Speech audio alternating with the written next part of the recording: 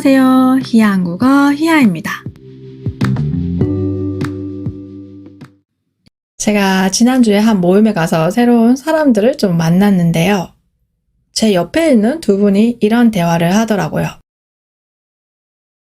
갑자기 이런 얘기 꺼내서 죄송한데 혹시 ENFJ세요? 맞아요. 어떻게 아셨어요? 사실 얼굴 보고 바로 알았어요. 제가 아는 ENFJ는 운동상이 많더라고요. 대부분 긍정적이고 밝은 에너지를 가지고 있거든요. 이 대화, 여러분은 어떻게 생각하세요? 저는 이 대화가 되게 흥미로웠어요. 우선 이 두 사람이 그날 처음 만난 사이였어요. 아직 이름도 모르는데 MBTI 얘기를 먼저 하는 것도 흥미로웠고, 얼굴만 보고 MBTI를 유추해 보는 것도 신기했고, 또 제가 아는 ENFJ는 운문상이 많다고 했는데 얼마나 많은 ENFJ를 알고 있는지도 궁금했고, 여러모로 아주 흥미로운 대화였습니다. MBTI 성격 유형 검사는 사람의 성격과 성향을 16가지로 분류하는 검사입니다. 내가 무엇을 가장 좋아하고 언제 편안함을 느끼는지에 대한 답을 하고 그 결과를 받는데요. 쉽게 말해서 인간의 심리와 성격을 이해하기 위한 검사입니다. 이런 MBTI 검사를 통해 내가 어떤 사람인지 좀 더 잘 이해할 수 있겠죠? 여러분은 이 MBTI 검사 해보셨나요? 저는 사실 별로 관심이 없었는데 요즘 만나는 사람마다 MBTI가 뭐냐고 물어보는 거예요. 그래서 한번 해봤어요. 저의 MBTI는 뭘까요? 궁금하시나요? 우선 제 성격을 말해볼게요. 제 MBTI가 뭔지 한번 맞춰보세요. 저는 사람들 만나는 거 좋아하는데 또 한편으로는 집순이에요. 그리고 뭔가를 볼 때, 예를 들어서 전시회에 가서 어떤 예술 작품을 보거나 영화를 볼 때 그냥 있는 그대로를 보는 것보다는 이게 왜 여기 있지? 여기에 있는 이유가 뭘까?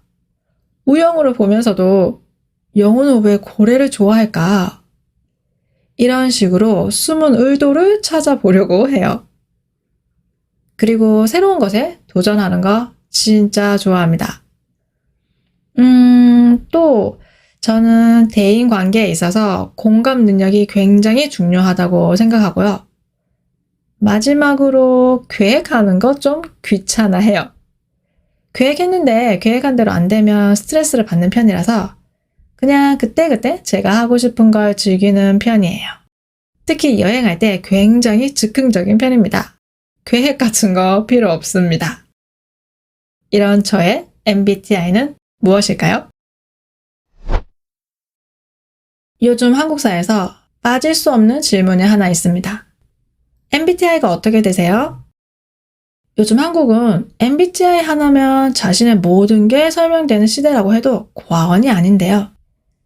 내가 어떤 사람인지 주절주절 얘기하는 것보다 MBTI 하나로 나를 표현할 수 있는 거죠. 요즘에는 인스타에도 프로필에 MBTI를 써놓는 경우가 많더라고요. 인스타뿐만 아니라 유튜브나 각종 SNS에 MBTI 관련 컨텐츠들이 넘쳐나고 기업들도 이런 MBTI 인기에 편승하고 있습니다. 여행사들은 MBTI 유행에 따라 어울리는 여행지를 추천하고 한 맥주 회사는 각 유형의 영문 알파벳을 새긴 맥주캔을 출시하기도 했습니다. 생각해보면 확실히 MBTI가 의사소통에 도움이 될 때가 있어요. 여러분 혹시 이런 적 없으세요? 저 사람은 왜 이 상황에서 저런 말을 하지? 왜 저렇게 행동하지? 이럴 때 그 사람의 MBTI를 알면 그 사람을 좀 더 이해할 수 있을 때가 있어요. 그리고 비슷한 MBTI 사람들을 만나면 공감대를 형성하기도 쉽고요. 그런데 문제는 사람들이 MBTI에 과몰입하는 것입니다. MBTI로 그 사람의 모든 것을 안다고 착각하는 거예요. MBTI만 듣고 이 사람은 나랑 잘 맞겠다.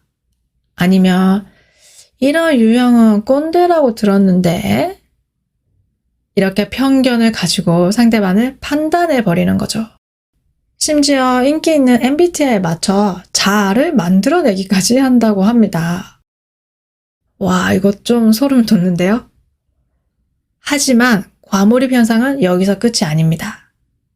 최근 논란이 된 채용 공고가 있었는데 이런 내용이었어요.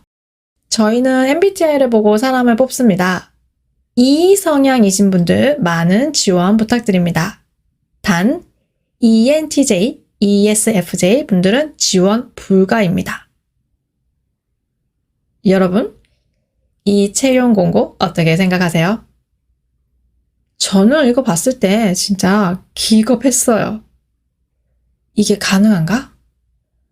저건 그냥 차별이잖아요. MBTI가 그 사람을 이해할 수 있는 도구가 될 수는 있지만 그 사람의 전부는 아니잖아요. MBTI가 직무 능력까지 나타낼 수도 없는 거고, 물론 입사 후에 직장 동료나 상사가 개인적으로 물어보는 것은 이해하지만 기업이 채용이나 인사에 MBTI를 도입하는 건 어불성설이라고 봅니다. MBTI는 본래 성격의 다양성을 존중하고 서로의 다름을 포용하기 위해 만들어졌다고 합니다. 이러한 취지에 맞게 MBTI를 맹신하기보다는 타인을 이해할 수 있는 하나의 도구로 보는 것이 바람직하다고 생각합니다.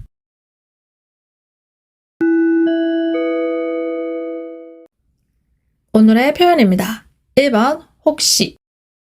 혹시는 질문을 할 때 근데 그 질문에 대해서 어느 정도는 그럴 거라고 생각하는데 100% 확신할 수 없을 때 쓸 수 있어요. 제가 예전에 외국에서 여행할 때 이런 말을 들은 적이 있어요. 혹시 한국 사람이세요? 이 질문을 한 사람은 저를 봤을 때 한국 사람 같은데 100% 확신할 수 없었어요. 그래서 그냥 한국 사람이세요? 라고 묻지 않고 혹시 한국 사람이세요?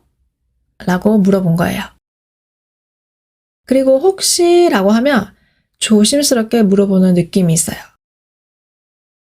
그래서 그냥 이거 아세요?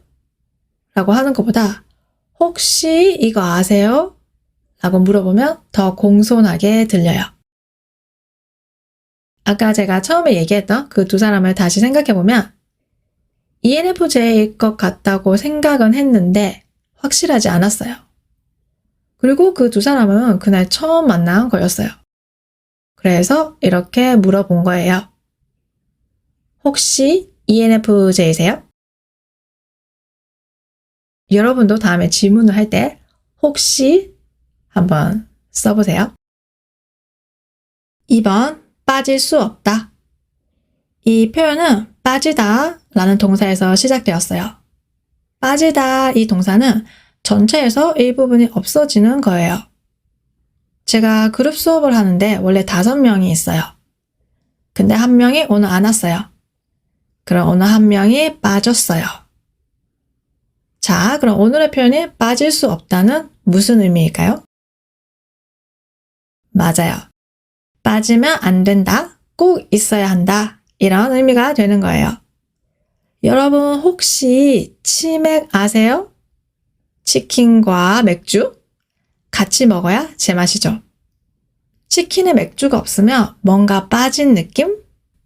치킨에 맥주는 빠질 수 없죠. 여름 과일하면 빠질 수 없는 수박. 한국 여행 중 빠질 수 없는 쇼핑 리스트. 이렇게 쓸 수 있습니다. 요즘 한국 사회에서 빠질 수 없는 질문은 이거예요. MBTI가 어떻게 되세요? 여러분이 사는 나라에서는 어떤가요? 이 질문을 많이 하나요? 3번 어불성설. 어불성설은 말의 앞뒤가 논리적으로 맞지 않을 때 쓸 수 있는 사자성어입니다. 쉽게 말해서 말이 안 된다는 의미예요. 예를 들어서 한 학생이 시험 공부는 하지 않으면서 장학금을 받고 싶어 하는 건 앞뒤가 맞지 않아요. 장학금을 받으려면 공부를 열심히 해야 하는데 공부를 하지 않고 있으니까요. 이런 상황이 어불성설이에요. 공부는 하지 않으면서 장학금을 받겠다는 건 어불성설입니다. 특히 어불성설은 뉴스를 보면 정치인들이 많이 써요. 이번 정책은 어불성설입니다. 다시 MBTI 얘기를 해볼까요? 회사가 채용할 때 지원 자격으로 MBTI를 보는 경우가 있는데요. 채용할 때는 지원자의 MBTI보다는 직무 능력이나 경력을 보는 게 더 중요하지 않을까요? 그 사람의 성격이나 성향으로 일을 잘한다, 못한다 판단할 수 없으니까요. 따라서 MBTI를 기준으로 사람을 뽑는 건 어불성설이라고 생각합니다.